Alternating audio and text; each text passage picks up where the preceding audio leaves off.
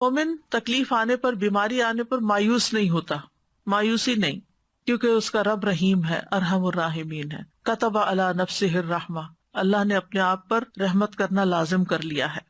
پھر اگر بیماری طویل بھی ہو جائے تو گھبرانا نہیں، کیونکہ انسان کے گناہ جھڑتے رہتے ہیں اور اس کے درجات بلند ہوتے رہتے ہیں۔ رسول اللہ صلی اللہ علیہ وسلم نے فرمایا، اللہ تعالیٰ فرماتے ہیں جب میں اپنے مومن بندے کو آزماتا ہوں اور وہ تیمارداری کرنے والوں کے سامنے میرا شکوہ نہیں کرتا تو میں اس کو اپنی قید سے آزاد کر دیتا ہوں، یعنی جلد شفا دے دیتا ہوں۔ اچھا، ایک نفسیاتی پہلو بھی ہے اس کا۔ آپ جتنا زیادہ بیماری کا تذکرہ کرتے ہیں اور ہر آنے والے کے سامنے بار بار بیماری بیماری بیماری، تو وہ چیز آپ کے اندر ایک راسخ سی ہو جاتی ہے، ایک نفسیاتی اثر بھی ہوتا ہے، اور چیزیں ویسے ہی پھر ہونے بھی لگتی ہیں۔ لہٰذا ڈاکٹر کے سوا کسی کو اپنی بیماری کی لمبی چوڑی تفصیلات نہ بتایا کریں۔ یعنی کچھ لوگ تو اتنی منظر کشی کرتے ہیں کہ دوسروں کو بیزار بھی کر دیتے۔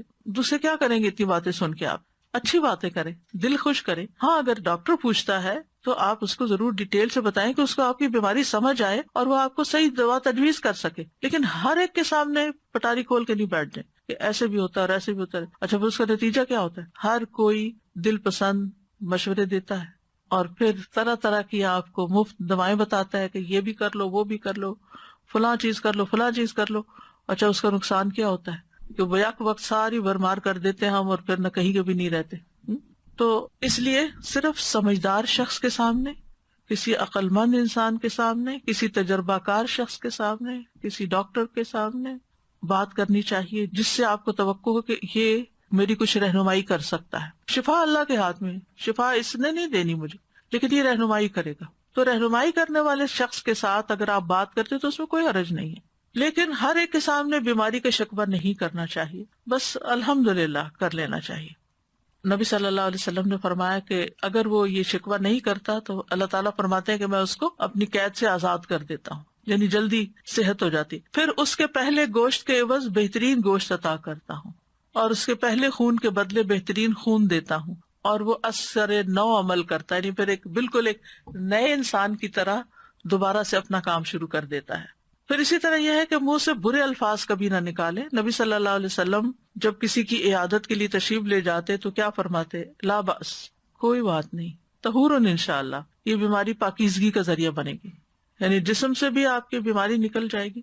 آپ دیکھیں نا، بعض بیماریاں آپ کے اندر ہی اندر کہیں چھپی ہوتی ہیں، پھر ایک وقت آتا ہے کہ وہ سرفیس پہ آ جاتی ہیں، آپ کی اسکن پہ آ جاتی ہیں، تو وہ اصل میں صرف اسکن نہیں ہوتی بیمار، وہ اندر کوئی چیز بیمار ہوتی ہے جس کی سمٹمز باہر نظر آ رہی ہوتی ہیں۔ تو اللہ تعالیٰ آپ کو ایک موقع دیتا ہے کہ آپ اس کا علاج کر لیں۔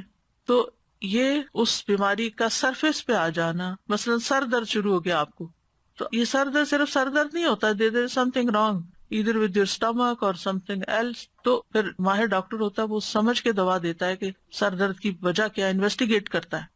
تو لا باس طہور انشاءاللہ، یہ جو سرفیس پہ بیماری آئی ہے اسے پریشان نہ ہو، کیونکہ جب تک وہ اندر چھپی رہتی ہے ہمیں پتہ ہی نہیں ہوتا، ہم خوش باش پھرتے ہیں، بس ذرا سی چیز نظر آ جائے صحیح تو پھر ہمیں ہول پڑنے لگتے ہیں۔ تو اس پر پریشان نہ ہو، بلکہ وہ سمجھے کہ اب رستہ کھل گیا ہے علاج کا، صفائی کا رستہ، تزکیے کا رستہ کھل گیا۔ اور پھر یہ کہ انسان فوراً یہ سوچے کہ یہ بیماری گناہوں کو دھو ڈالنے کا ذریعہ بھی، یعنی جسمانی پاکیزگی بھی اور اس کے ساتھ ساتھ گناہوں سے پاکیزگی بھی۔ اسی طرح ایک موقع پر آپ صلی اللہ علیہ وسلم نے فرمایا، بخار کو برا بھلا نہ کہو، بخار بنی آدم کے گناہوں کو اس طرح دور کرتا ہے جس طرح بھٹی لوہے کی میل کچیل کو دور کرتی ہے۔ پھر اسی طرح بیماری میں موت کی تمنا نہ کی جائے، موت نہ مانگی جائے۔ نبی صلی اللہ علیہ وسلم نے فرمایا، تم میں کوئی شخص موت کی تمنا نہ کرے، کیونکہ اگر وہ نیک ہوگا تو امید ہے کہ اس کے اعمال میں اور اضافہ ہو جائے، اور اگر وہ برا ہے تو ممکن ہے وہ توبہ ہی کر لے، کیونکہ موت تو اعمال کا سلسلہ منقطع کر دیتی ہے نا، پھر انسان کچھ کرنے کے قابل نہیں رہتا۔ حدیث میں آتا ہے کہ مومن کی عمر تو اس کی بھلائی میں ہی اضافہ کرتی، یعنی جتنے دن آپ کو دنیا میں مل جاتے ہیں اتنا ہی آپ کو نیک اعمال کا وقت مل جاتا ہے۔ اور پھر سب سے بڑی بات یہ کہ پازیٹیو تھنکنگ، اللہ کے بارے میں اچھا گمان، اپنے ساتھ جو کچھ ہو رہا ہے اس سے اچھی بات سوچنا۔ اور ویسے بھی حدیث میں آتا ہے نا کہ اللہ تعالیٰ فرماتے ہیں، میں اپنے بندے کے ساتھ اس کے گمان کے مطابق ہوں، یعنی جیسا آپ سوچنا شروع کرتے ہیں ویسے چیزیں ہونے لگتی ہیں۔ اور اچھے گمان کے بدلے میں معاملہ بھی اچھا اور برے گمان کے بدلے میں معاملہ بھی برا۔ اگر تم برا سوچتے ہو تو پھر برا ہی نتیجہ نکلے گا، اور اگر تم اچھا سوچتے ہو، آپٹیمسٹک ہو، تو پھر تمہارے ساتھ اچھا ہی ہوگا۔ پھر پلٹ کے بات انسان کے اپنے اوپر ہی آ جاتی ہے کہ انسان اپنے لیے کیا سوچتا ہے، کیا چاہتا ہے. پھر یہ کہ اللہ کے وعدوں کو یاد رکھے جو وعدے اس نے اپنی کتاب میں کیے ہیں. شعراوی جو ایک ایجپشن مفسر ہیں، ان کے لیکچرز موجود ہیں، بس یہ کہ کلوکیل عربک میں دیتے ہیں تو سمجھنے بڑے مشکل ہوتے ہیں، لیکن ان کے تفسیر کا ایک انوکھا ہی انداز ہے، بہت گہرائی میں بات کرتے ہیں اور بہت عمدہ خزانے ڈھونڈ ڈھونڈ کے لاتے ہیں. وہ کہتے ہیں کہ میں ان 4 لوگوں پہ حیران ہوں جو 4 چیزوں سے غافل ہیں. میں اس بندے پہ حیران ہوتا ہوں جو کسی غم میں مبتلا ہے، وہ کس طرح اللہ کے اس فرمان سے غافل ہو جاتا ہے، لا الہ الا انت سبحانک انی کنت من الظالمین، جبکہ اللہ تعالیٰ اس کے بعد فرماتا ہے فاستجبنا لہ ونجیناہ من الغم وکذالک ننجی المؤمنین، کہ ہم اسی طرح مومنوں کو نجات دیتے ہیں غم سے، ہم نے اس کا غم دور کر دیا، یعنی یونس علیہ السلام کا. جب اللہ نے یہ وعدہ کیا ہے کہ غم کا علاج ہے اس آیت کے اندر، تسبیح کے اندر، تو وہ تسبیح کیوں نہیں کرتا؟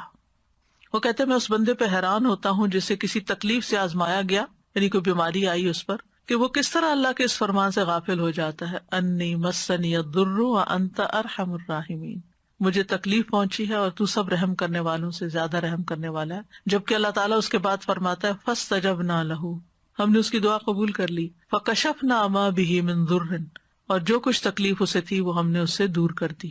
تو اللہ سبحانہ وتعالیٰ اگر ایوب علیہ السلام کی سنتا ہے تو ہماری بھی سنے گا. ان کی دعا قبول کر لی اور اللہ نے ان کو بیماری سے صحت عطا کی، تو یہ اللہ کا وعدہ ہے. پھر کہتے ہیں میں اس بندے پہ حیران ہوتا ہوں جو خوف سے آزمایا گیا، وہ کس طرح اللہ کے اس فرمان سے غافل ہو جاتا ہے، حسبنا اللہ ونعم الوکیل. کیونکہ اس کے بعد اللہ تعالیٰ فرماتے ہیں فانقلبوا بنعمت من اللہ وفضل لم یمسسہم سوء، وہ تو اللہ کی نعمت اور فضل کے ساتھ لوٹے، انہیں کوئی تکلیف نہ پہنچی. تو یہ غم دور کرنے والی اور فکر اور پریشانی دور کرنے والی آیت ہے، حسبنا اللہ ونعم الوکیل. پھر کہتے ہیں میں اس بندے پہ حیران ہوتا ہوں جو لوگوں کے مکر و فریب سے آزمایا گیا، یعنی لوگوں نے اس کے ساتھ چال چلی ہو، وہ کس طرح اللہ کے اس فرمان سے غافل ہو جاتا ہے. وَأُفَوِّضُ أَمْرِي إِلَى اللَّهِ إِنَّ اللَّهَ بَصِيرٌ بِالْعِبَادِ، میں اپنا معاملہ اللہ کے سپرد کرتا ہوں، بے شک اللہ بندوں کے حال کو خوب دیکھنے والا. رجل مؤمن جو تھا اس نے یہ آیت پڑھی تھی جب فرعون کے دربار میں اس نے حق بول دیا تھا اور اسے پتا تھا کہ اب میرے ساتھ کیا ہونے والا ہے، اور اس کے بعد اس نے اپنا معاملہ اللہ کے سپرد، تو اللہ نے اس کو بچا لیا اور آل فرعون کو ڈبو دیا. اور اسی طرح سورۃ غافر میں بھی آتا ہے. اور اس کے بعد اللہ تعالیٰ فرماتے ہیں وَفَوَقَاهُ اللَّهُ سَيِّئَاتِ مَا مَكَرُوا، جس دشمن کے غرق ہونے کی خوشی میں ابھی آپ نے 10 محرم کا روزہ رکھا تھا، روزہ تو رکھ لیتے پھر یاد نہیں ہوتا کہ کس چیز کے شکرانے کا. تو مومن جو ہے وہ تکلیف میں اللہ سے راضی رہتا ہے اور اس کا اظہار کرتے رہنا چاہیے، اللہ میں راضی ہوں، اللہ میں راضی ہوں، اللہ میں راضی ہوں، اللہ مجھے تکلیف ہے لیکن میں راضی ہوں، میں آپ کے فیصلے پہ ناراض نہیں ہوں. کیونکہ جو اللہ کی تقسیم پہ راضی ہو جائے، حدیث میں آتا ہے اللہ اسے برکت اور وسعت دیتا ہے، اور جو راضی نہ ہو اس کو برکت نہیں ملتی. کیونکہ اللہ تعالیٰ نے اپنے بندے کو جو کچھ دے رکھا ہوتا ہے وہ اس میں اس کا امتحان لیتا رہتا ہے. کیا امتحان کا بندہ کیا کرتا ہے. مجھے یاد ہے بچپن میں ہم اسکول میں تھے نا چھوٹے چھوٹے، تو بعض اوقات بچے کوئی اپنے ساتھ سویٹس لے آتے، کچھ لے آتے، تو پھر وہ ایک دوسرے سے کہتے کہ مجھے بھی دو، ایک دوسرے سے کہتے کہ مجھے بھی چکھاؤ. تو بچے عموماً اسٹنجی ہوتے، کہتے ہیں کیوں نہیں دینا، تو کہتے اوہو ہم نے تو صرف تمہارا دل دیکھا تھا کہ تم کیا کرتے ہو. آپ کو بھی یاد ہوگا شاید اس طرح کہ تمہارا دل دیکھتے، تو وہ اس کو بہت برا بلا کہتے تھے جو بچہ شیئر نہیں کرتا تھا یا اکیلے ہی بیٹھ کے لنچ کر لیتا تھا. تو بہرحال تو اللہ تعالیٰ بھی ہمارا دل دیکھ رہے ہیں کہ میں اس کو ایک چیز دیتا ہوں اور پھر اس سے مانگتا ہوں کہ دے دو میرے راستے میں، تو پھر دیکھے کرتا ہے کیا. تو بہرحال مصیبت پر بھی جو اللہ تعالیٰ کا شکر ادا کرتا ہے وہ خاص شاکرین میں سے ہوتا ہے.